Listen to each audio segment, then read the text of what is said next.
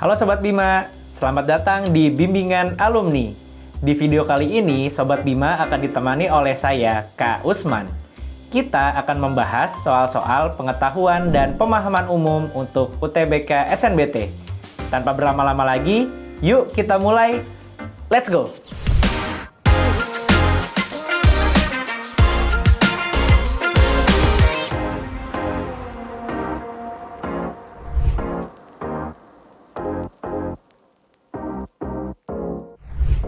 Sobat Bima, kita mulai pembahasannya dari soal yang pertama. Soalnya adalah tujuan penulisan kalimat 3 pada bacaan di atas adalah untuk, kita fokuskan perhatian kita pada kalimat ketiga.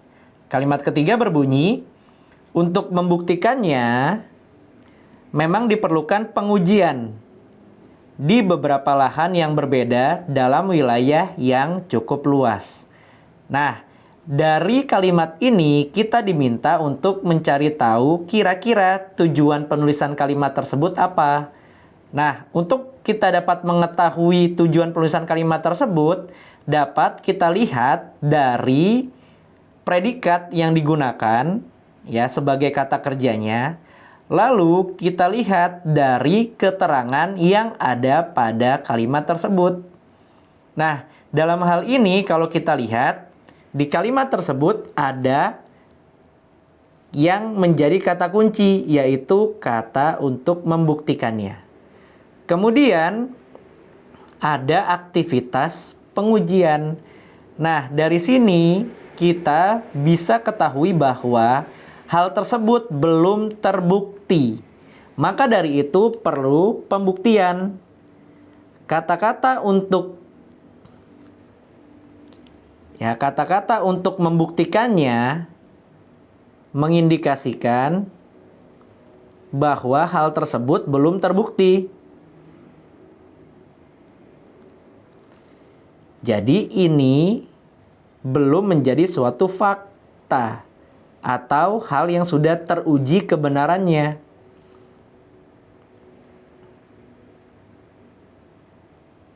Nah, agar terbukti, maka diperlukan suatu aktivitas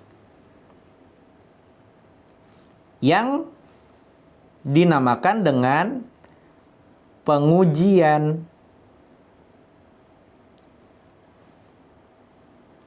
Nah, pengujian ini merupakan suatu langkah, cara, atau metode. Nah, setelah tahap pengujian ini dilakukan, baru bisa terbukti.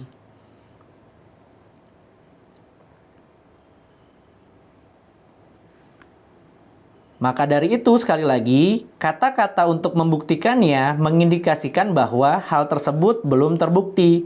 Sehingga diperlukan suatu aktivitas berupa langkah pengujian.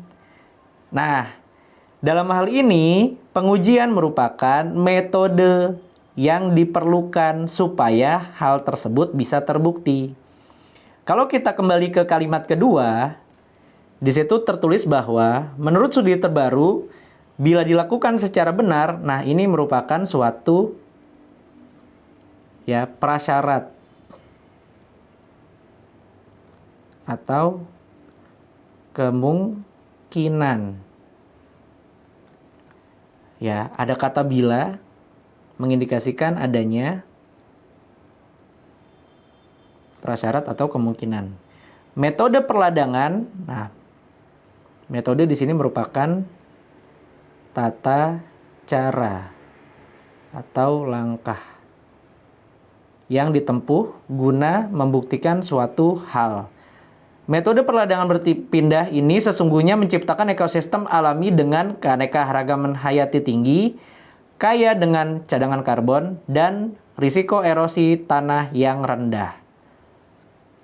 Nah, dari sini berarti dari kalimat 2 ini ada kata kunci berupa metode. Lalu ada prasyaratnya, yaitu metode tersebut harus dilakukan dengan benar. Nah, supaya menjadi benar perlu pembuktian. Nah, pembuktian itu ada di kalimat ketiga. Jadi, dengan kata lain, di kalimat ketiga ini ya, mengindikasikan suatu metode yang diperlukan.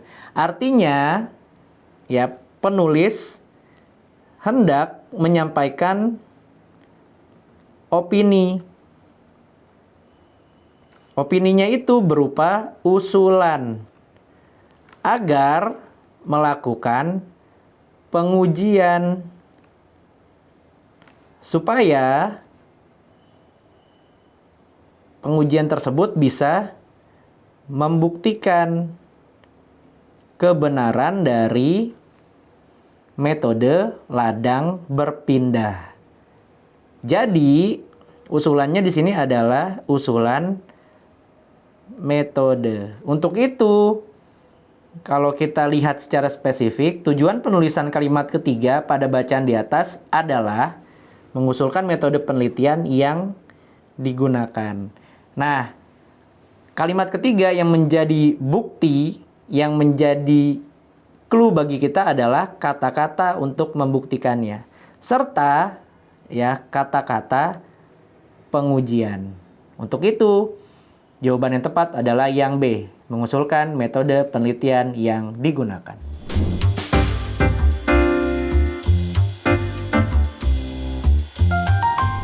Sobat Bima, kita lanjutkan pembahasan soal yang kedua. Soalnya adalah frasa keanekaragaman hayati tinggi, kaya dengan cadangan karbon, dan risiko erosi rendah pada kalimat 2 akan menjadi benar susunannya apabila... Nah, kita fokus ke kalimat kedua terlebih dahulu.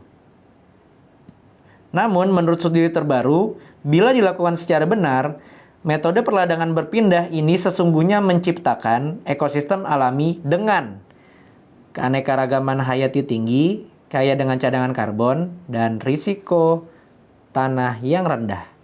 Nah, dari sini kita diminta untuk menyusun frasa. Nah, frasa ini sifatnya paralel, makanya disebut sebagai paralelisme. Apa yang dimaksud dengan paralelisme? Mudahnya, setiap unsur yang terdapat pada frasa memiliki kedudukan yang sama. Ya, memiliki kedudukan yang sama atau setara.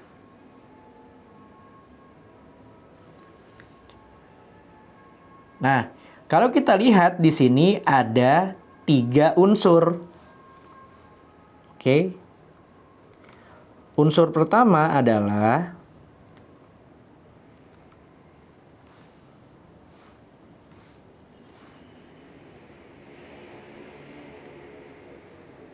keanekaragaman hayati tinggi.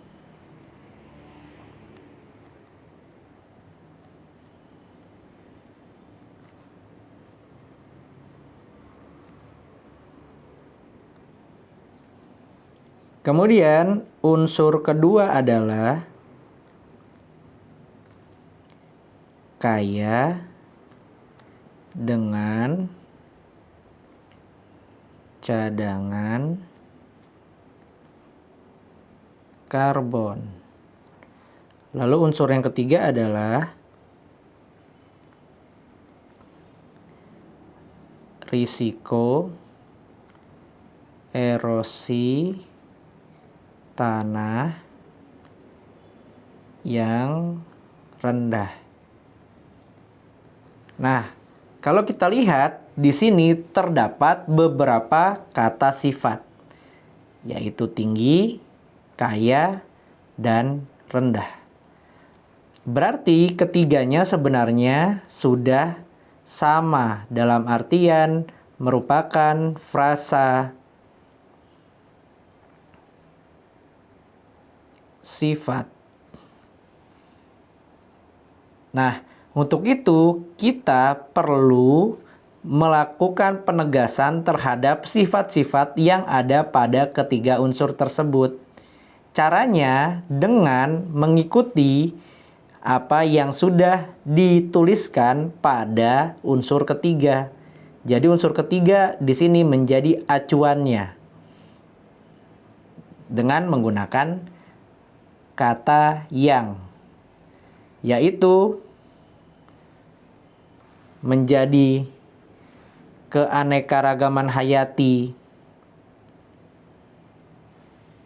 yang tinggi, lalu cadangan karbon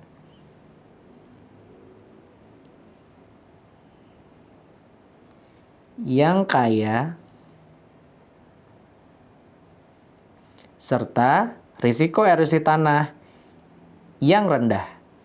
Jadi unsur pertama menjadi keanekaragaman hayati yang tinggi,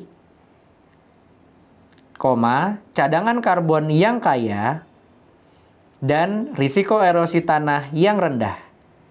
Nah, dari ketiga unsur tersebut sudah setara dengan menjelaskan bahwa kedudukan kata sifat berada paling belakang dengan penambahan kata yang.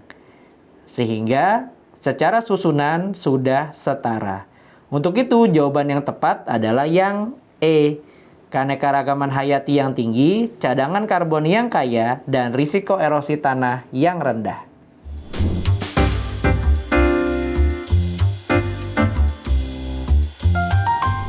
Sobat Bima, kita lanjutkan pembahasan soal yang ketiga. Soalnya adalah kalimat 6 dan 7 dalam bacaan di atas mengandung hubungan. Nah, dari soal ini kita ketahui bahwa kita diminta untuk mengidentifikasi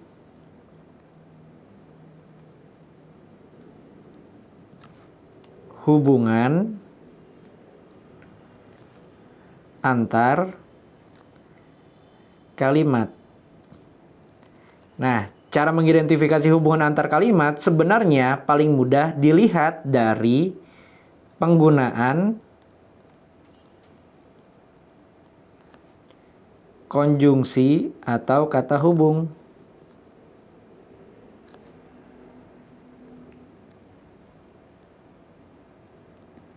Nah, kata hubung ini biasanya kalau hubungan antar kalimat ada pada kalimat kedua.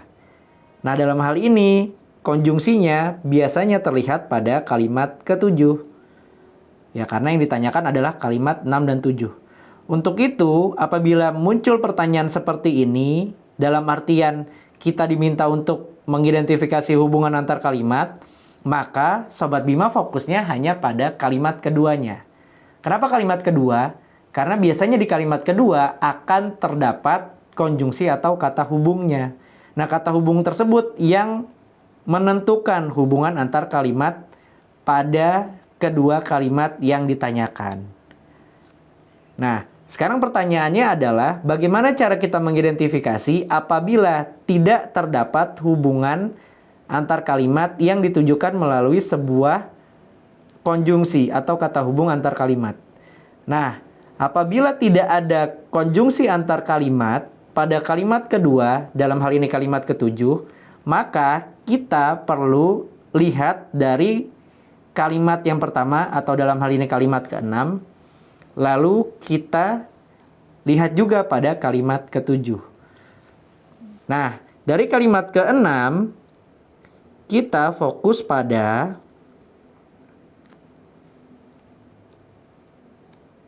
yang pertama adalah penggunaan kata kerja pada predikat. Nah, di sini akan menentukan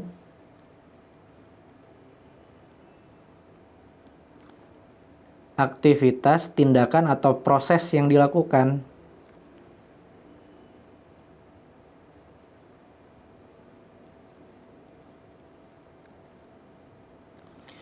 Kedua, kita fokus pada keterangan kalimat. Tetapi yang utama adalah kita fokus pada kata kerja yang terdapat pada predikatnya. Nah, kita lihat di kalimat ketujuh terlebih dahulu. Riset ini menemukan bahwa semua jenis penggunaan lahan yang terkait hutan memakai sistem perladangan berpindah, mengungguli perkebunan monokultur kelapa sawit dan karet. Nah, kita terlebih dahulu tandai kata mengungguli. Berarti ada dua unsur atau dua hal yang berkompetisi. Makanya ada pengunggulan. Untuk itu, ya, biasanya dua hal yang berkompetisi ini akan dibandingkan. Nah, kita lihat di kalimat sebelumnya. Di kalimat 6 tertulis, riset lain berhasil membandingkan tingkat keanekaragaman hayati dan jasa ekosistem di hutan tradisional dengan sistem perladangan berpindah di wilayah utara Kalimantan, termasuk penggunaan lahan lain seperti hutan alam dan perkebunan monokultur. Di sini ada kata membandingkan. Berarti, ya, kita bisa pastikan bahwa kalimat 6 dan kalimat 7 memiliki hubungan perbandingan karena sudah disebutkan di kalimat sebelumnya dan ditegaskan lagi dengan kata mengungguli. Jadi clue-nya adalah membandingkan. Setelah dibandingkan ternyata ada yang unggul.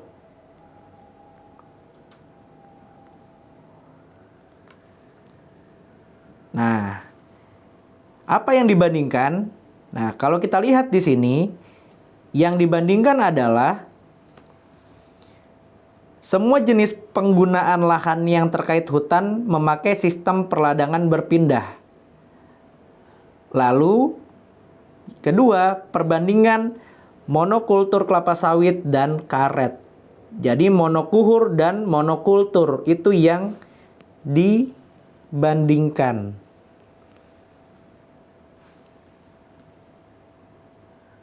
Ya, jadi jawaban dari soal ini adalah kalimat ke-6 dan 7 mengandung hubungan perbandingan. Jawaban yang tepat adalah yang C.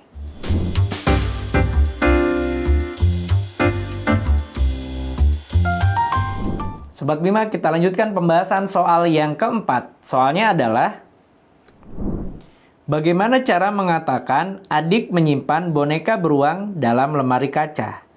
Nah, ini adalah bahasa Panda. Untuk itu, kita perlu melakukan penyocokan.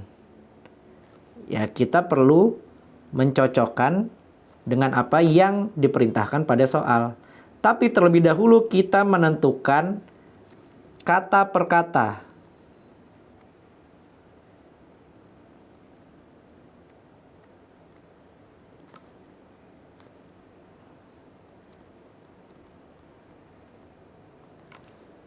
Menentukan keterhubungan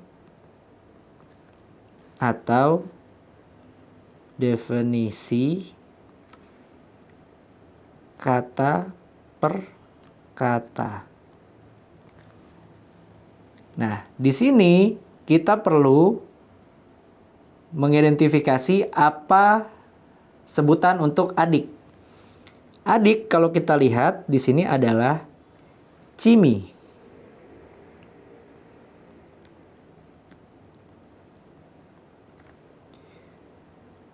Kemudian Menggendong itu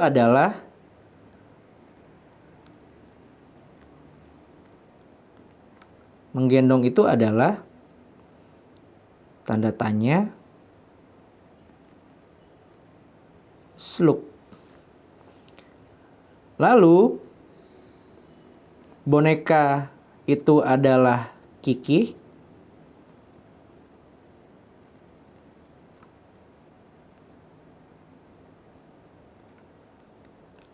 Lalu beruang adalah Blood.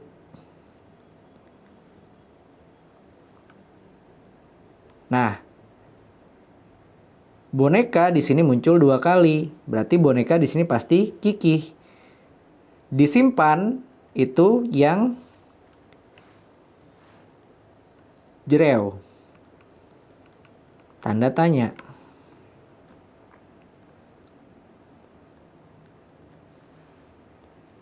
Dalam adalah tu sama dengan. Lalu lemari kaca adalah Oyen Fur. Lemari itu Oyen, kaca itu Fur. Jadi Oyen Fur itu adalah lemari kaca. Nah, kemudian Oyen Fur muncul lagi ya untuk lemari kaca. Lalu ada kata diisi. Diisi itu adalah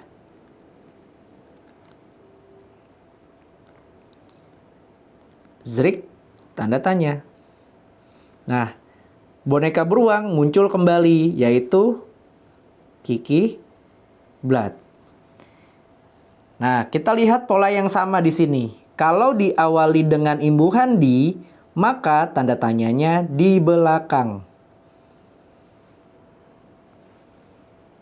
Sementara kalau menggunakan imbuhan me, tanda tanyanya muncul duluan.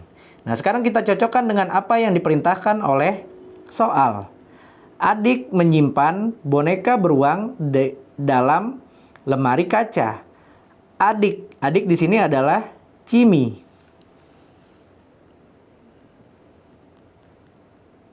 Cimi.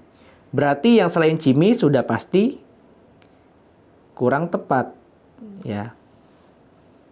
Ini kurang tepat. Lalu yang C juga kurang tepat. Yang A juga kurang tepat. Jadi pilihannya mengerucut pada B dan yang E. Lalu menyimpan. Ya, disimpan di sini Jreu. Sementara kalau dengan imbuhan me, maka tanda tanyanya muncul duluan.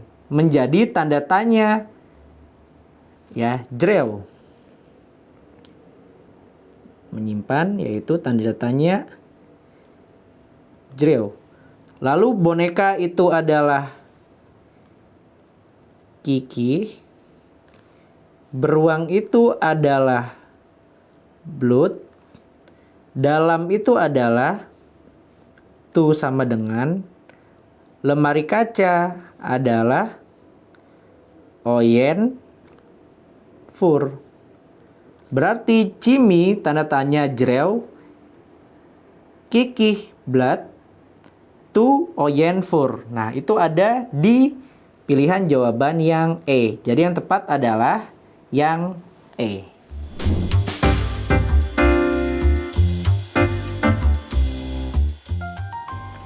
Bagaimana Sobat Bima? Sudah mulai paham kan? Ingat ya, kunci sukses pengetahuan dan pemahaman umum untuk UTBK SNBT adalah pemahaman konsep yang kuat dan latihan soal yang rutin. Kira-kira kita bahas apa lagi ya? Yuk tuliskan di kolom komentar. Jangan lupa like, subscribe, dan share ke teman-teman Sobat Bima, serta nyalakan lonceng notifikasi agar tidak ketinggalan video-video pembelajaran dari bimbingan alumni lainnya. Bimbingan alumni, yakin bisa, pasti bisa. Saya pilih